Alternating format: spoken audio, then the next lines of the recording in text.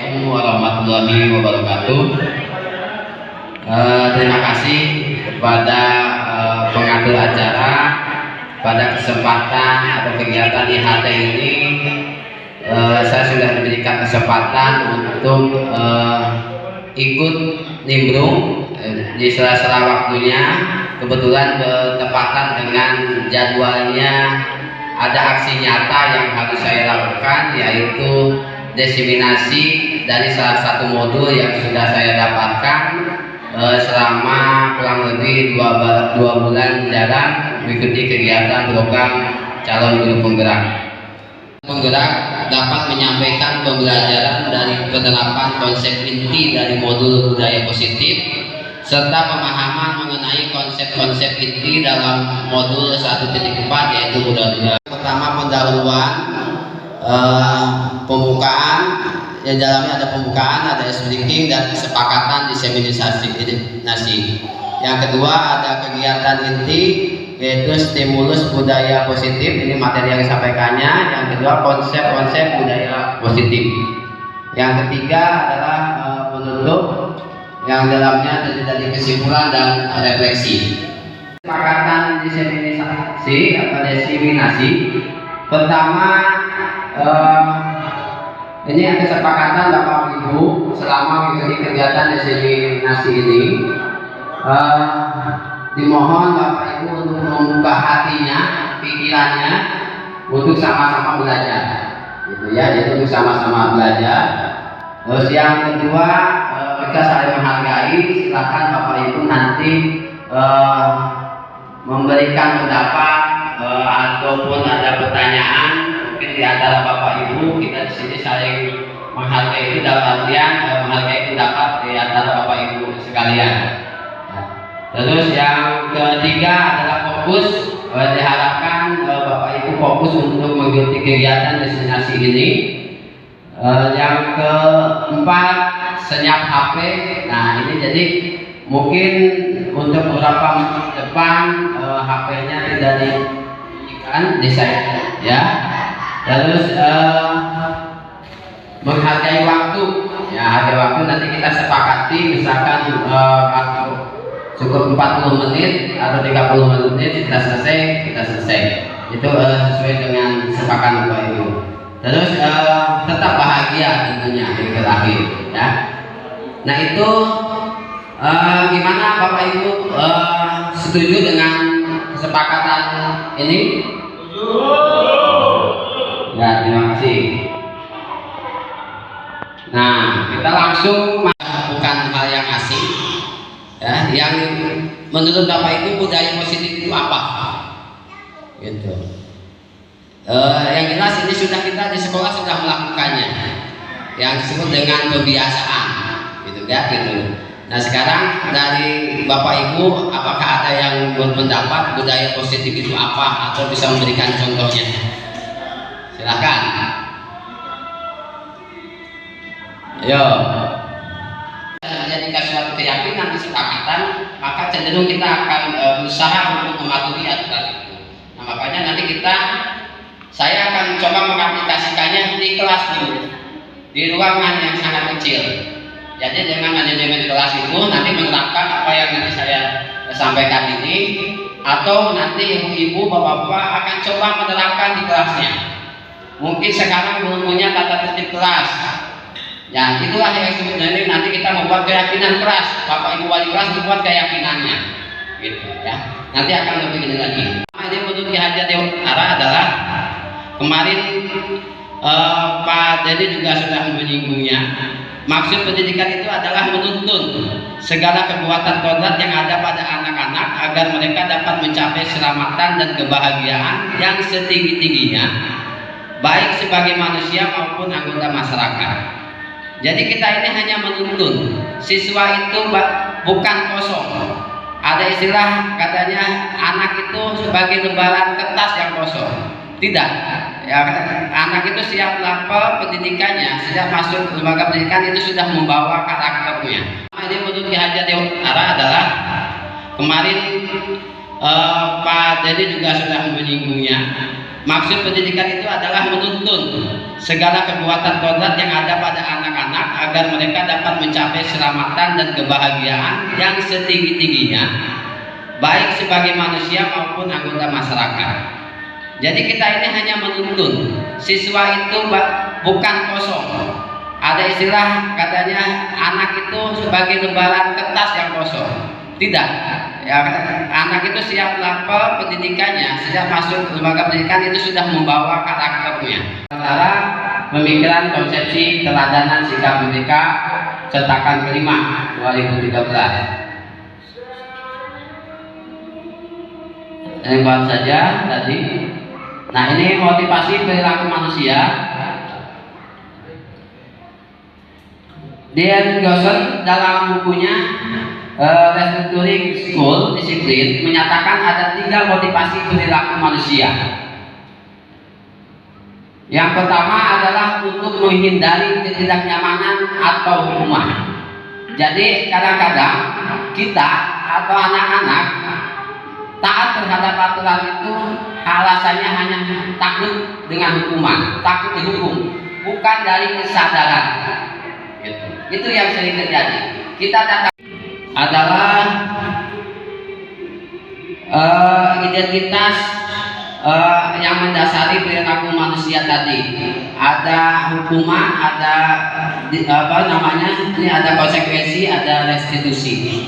Contoh hukuman, sesuatu yang menyakitkan harus terjadi, pasti ya. Kalau hukuman itu pasti akan menyebabkan sesuatu yang menyakitkan, baik secara psikologis maupun secara fisik. Kalau anak kita dihukum bisa saja dia sakit hati, kalau kita pekerjakan bisa saja dia sakit fisiknya, gitu kan?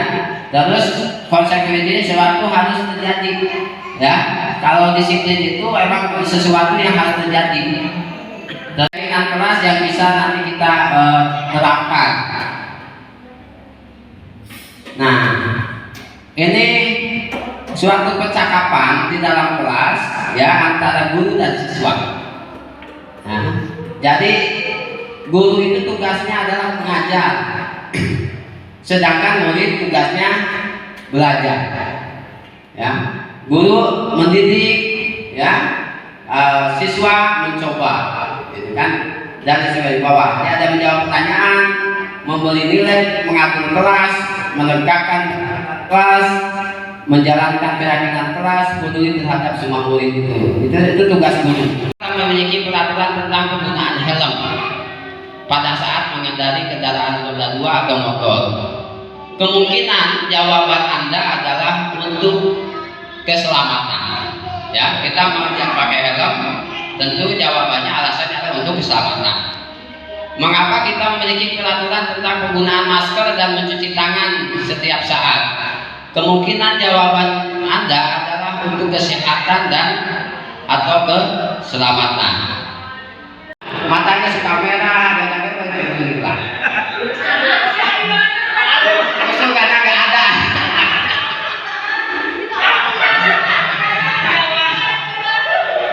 Nah, ini karena saya kemarin dikejar tugasnya harus segera selesai, ya.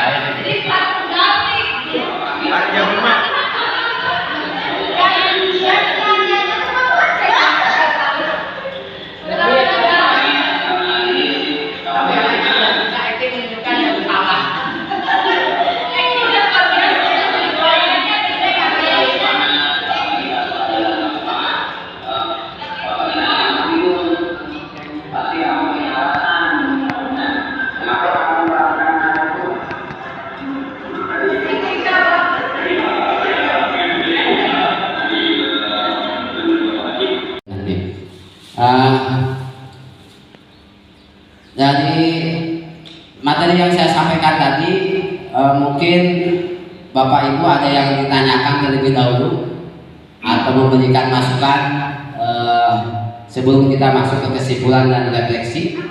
Silahkan.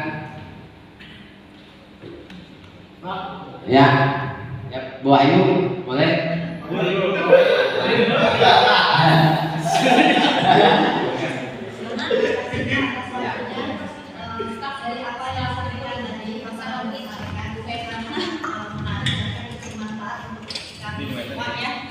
Terutama Bapak Ibu guru sebagai pendidik saya setuju dengan segitiga restitusi tadi ya.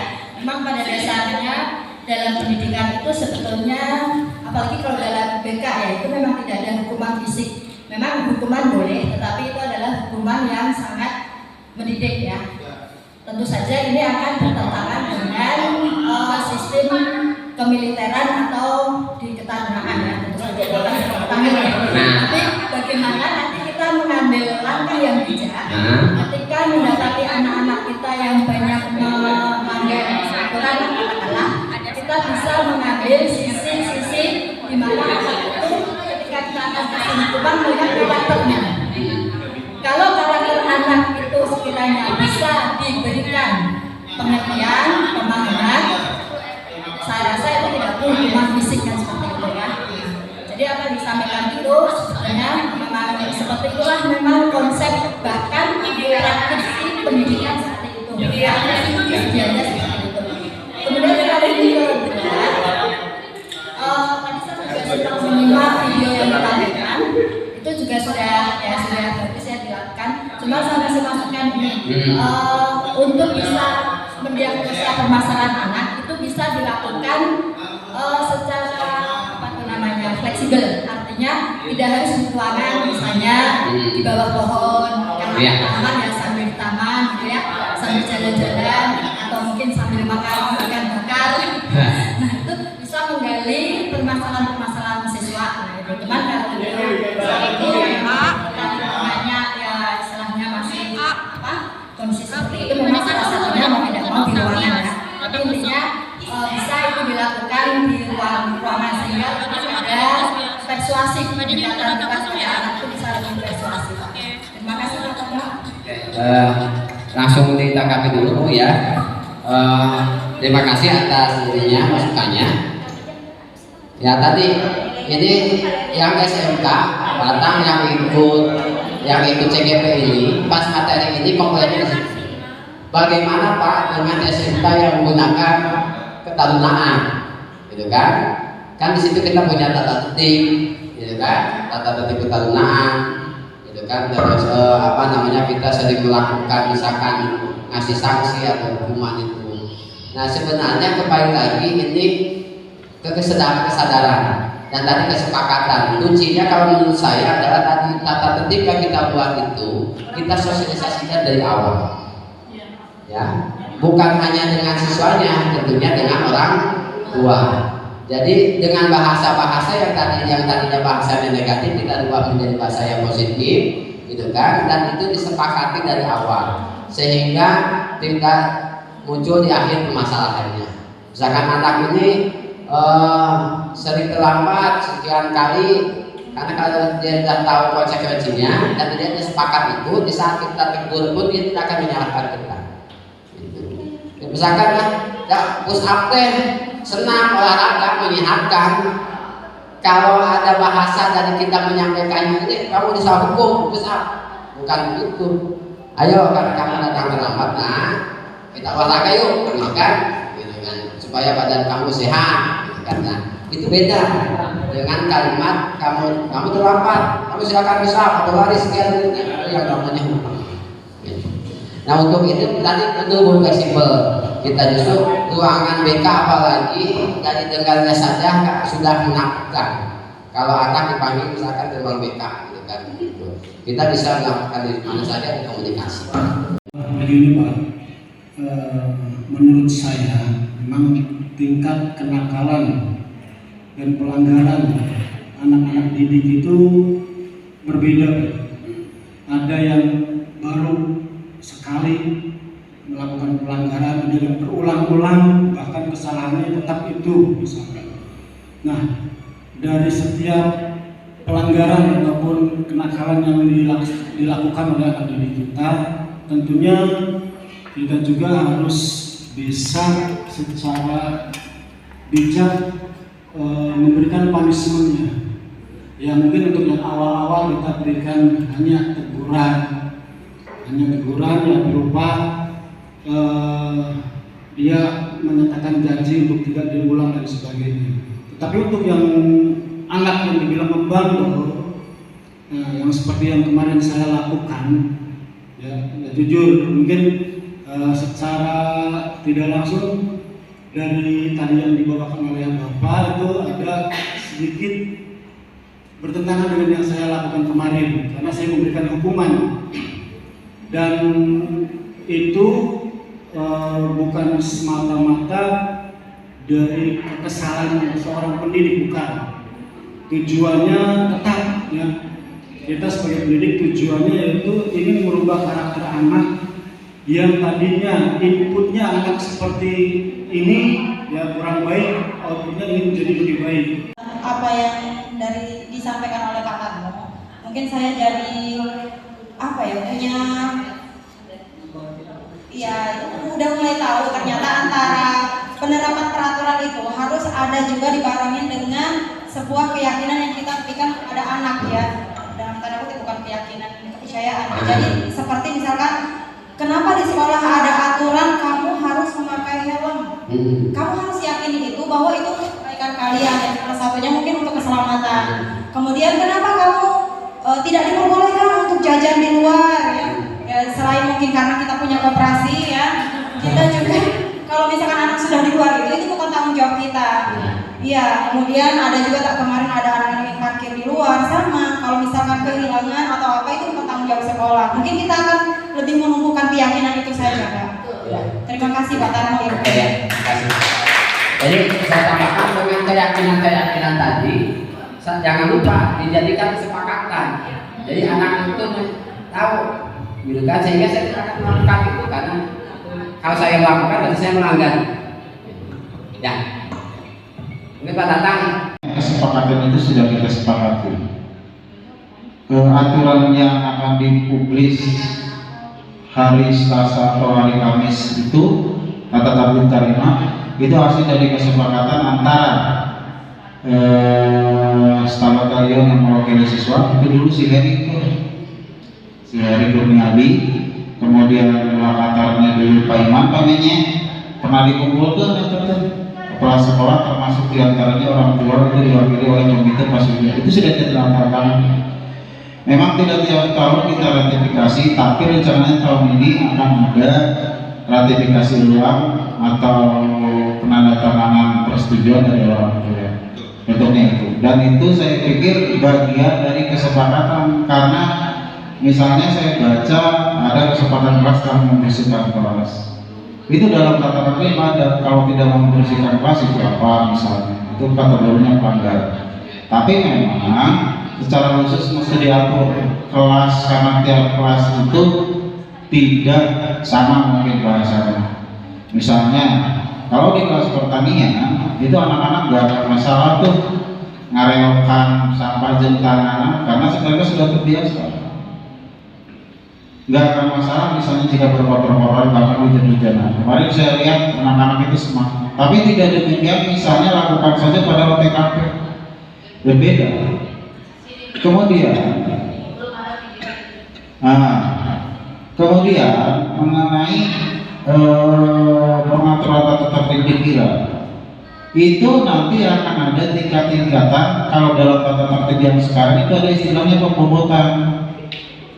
Kapan kita melakukan dilus-lus, kapan kita melakukan teguran keras, kapan misalnya kita harus membolehkan kepada orang tua. Karena menurut peraturan undang-undang perlindungan anak, kita nggak harap kok mengembalikan kepada orang tua misalnya gitu. Namun misalnya kurang apa, yang pasti kita dibatasi oleh aturan-aturan juga. Contoh, lamun nabok budak jelas temenang, dari teman saya aturan anak, gitu. Kalau memarahi, apakah boleh? Boleh. Udah di kitab undang-undang hukum pidana, daya kalau memarahi murid orang di penjara, daya nggak ada. Kalau memarahi makanya boleh, gitu. Termasuk hukuman fisik yang ditujukan untuk memberikan pembelajaran. Itu daya kemarin kan ada di penjara kayaknya hukuman fisik gitu. Kalau hukuman fisik tidak berimbas pada kondisi fisik, misalnya berarti hukuman fisik tidak capek pukul, tepat pulang, dan itu tidak akan memberikan efek pidana kepada kita juga. Makanya sebetulnya kita juga ada yang melindungi sekaligus ada yang memberatkannya tadi. Lamun hal-hal berkaitan itu hal-hal yang kayak tadi dibatasi oleh kita undang-undang hukum pidana. Ternyata yang apa dilakukan saya selama ini salah. Saya sering emosi, saya sering jengkel ke anak gitu kan. Kadang-kadang kalau anak sudah 1 kali, 2 kali, 3 kali tidak menurut, saya biarkan. Ternyata itu salah. Gitu kan. Saya setelah belajar ini, saya menyadari, oh dia tahu caranya seperti ini. Kalau tadi bicara aturan, itu sebenarnya metode aja Pak, ya. Metode yang bisa kita lakukan. Yang penting tadi mungkin lebih menyederhanakan lagi, kita lebih ke ini tadi. Hal-hal yang memungkinkan dilakukan oleh anak itu dituangkan dalam kesepakatan tadi. Sehingga kalau anak melanggar, dia sudah tahu bahwa yang melanggar itu sudah dia sepakati. Sehingga dia sadar, oh saya benar-benar sadar. Itu saya sudah sepakat, saya sudah meyakini saya tidak melakukan itu, tapi saya sekarang melakukan. Sehingga dia sadar, gitu kan? Masalah konsekuensi sebenarnya tadi, kalau hukuman tadi contohkan dengan push-up saja. Kalau bahasanya kita ini sebenarnya hilang dari bahasa hukum itu. Agar berubah namanya gitu kan ya gitu. Mungkin tadi dengan kalimat misalkan kamu datang terlambat atau rambut misalkan ini sudah itu berapa kali kamu besar atau kamu, dan saya juga di sini bukan merasa saya lebih dari Bapak Ibu dan anak. Alhamdulillah saya dapat kesempatan ini karena saya juga gak mau saya dengan ikut pendidikan ini juga program ini menjadi sesuatu atau ada jarak di antara kita gitu. Justru saya berharap nanti kita bisa berkolaborasi gitu kan. Apa yang saya dapatkan ini bisa kita sharing, bisa kolaborasikan, bisa terapkan. Nah, tentunya di sini saya dengan visi guru penggerak adalah bergerak dan menggerakkan. Tergerak secara pribadi gitu kan, bergerak juga secara pribadi dan menggerakkan itu bisa menggerakkan komunitas gitu kan gitu. Saya berharap ada hal yang positifnya. Saya juga tidak mau merubah peraturan atau suatu keyakinan misi-misi yang ada di sekolah setelah begitu saja. Tapi saya dituntut berbuat, melakukan suatu perubahan di sekolah yang positif tentunya. Dan tentunya itu adalah bentuk support dari Bapak Ibu semuanya. Itu saja yang bisa saya sampaikan. Terima kasih. Mohon maaf apabila ada kekurangan. Assalamualaikum warahmatullahi wabarakatuh. Waalaikumsalam.